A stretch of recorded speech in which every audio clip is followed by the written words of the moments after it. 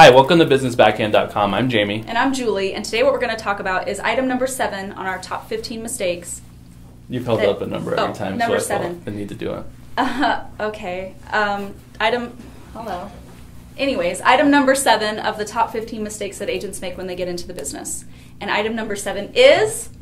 taking over price listings. Ah! I'm actually excited about this because as we were sitting here talking about doing this video, I learned something. Oh, really? My position has always been, a seller comes to you, they're unrealistic with the price, and you don't think you can sell it at that price or very close to that price. You just simply don't take the listing. You advise them and you walk away. Okay. However, you have a different strategy, and I tend to agree with this, and I'm going to implement this in my own business. Okay, so I have a little bit of a different strategy. When I got into real estate, I was taught that when motivation changes, you want them to be in contract with you. That's kind of the harsh side of it. Here's what I know, though. If I go on a listing appointment, the seller is going to pick the price anyways. I never tell a seller what they should list their home at. What I am in charge of doing is educating them on the market and making sure that they understand that even though they want to start at $250,000, the other homes in the area are only listed at and selling for $225,000 or $200,000. And I explain how, the first 2 weeks on the market are the hottest, and how really, we're going to miss out on opportunity because we're kind of at this price point where we're actually going to end up selling the other homes in the neighborhood because they're going to see us for $250,000, they're going to see this one for $225,000, and they're going to say for $25,000, if their buyer's agent is smart, can you do anything you want to this $225,000 house to make it like the $250,000 house? And the buyer's going to say, heck yeah, and they're going to say, great, let's write the offer on the $225,000. They use that more expensive house to sell the lower one. Right, and this is, by the way, this is all listing scripts and objection handlers. So, Mr. Seller, let me ask you this. Did you want to put your home on the market to sell your home or to sell your neighbor's home? Mm-hmm. And that's the harsh reality. Well, and that's the truth, right? And if you go through that, so if you treat them like they're a buyer, I always say take off your seller hat, put on your buyer hat. If you were a buyer, what would you do?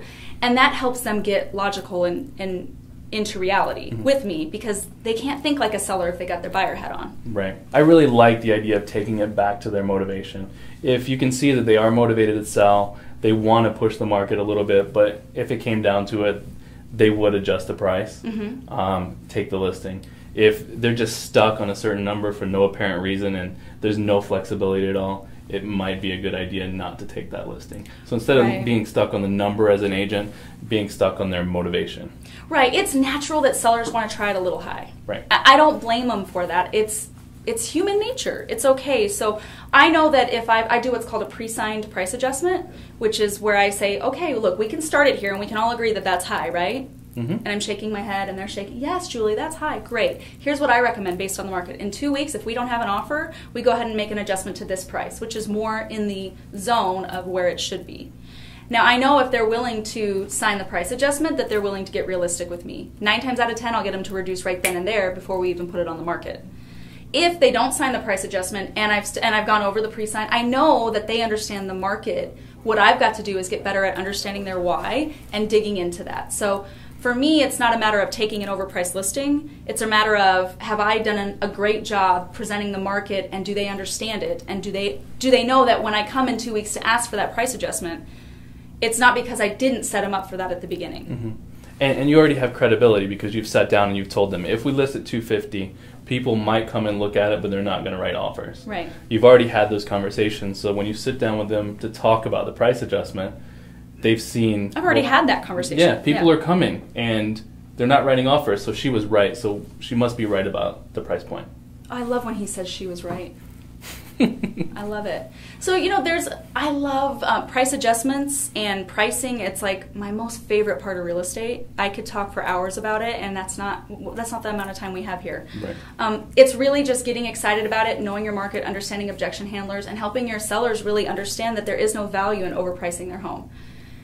Now, what the whole point of this video was, do you take overpriced listings or not? Right? Yeah. So, Jamie, do you or not? Historically, no. I think based on what we just talked about, I would change that a little bit. Okay. And I will, if the seller is flexible, I will. Okay. So, my motto has always been, take the listing with the education. If you don't do the education or if the why isn't there, don't take the listing.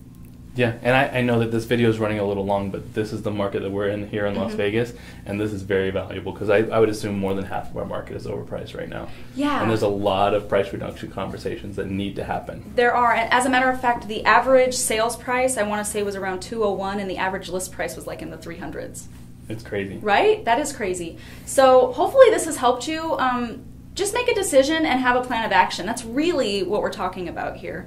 What we don't want you to do, and I'm going to take it a little, probably another minute longer. What we don't want you to do is take a listing that's way overpriced, have it on the market for, 18 months, or have to go get extension after extension on your contract.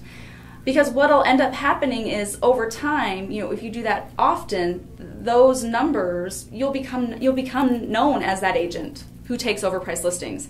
And other agents, in doing their research, as soon as they see your listing, they just assume it's overpriced. Well, I mean, other agents out there that are taking listings, if you're one of their competing agents, they'll be able to say, well, my average time on the market is 32 days.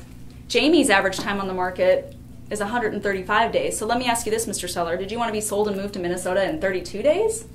Or did you want to wait for 6 more months? So, I mean, that's the truth of it. That's the truth of it. And so don't hurt yourself. Don't hurt your reputation. Don't hurt your business. Know your market. Sell your seller. Make it happen. Who moves to Minnesota anyways? Don't you know? Okay, congratulations. Your business just got backhanded.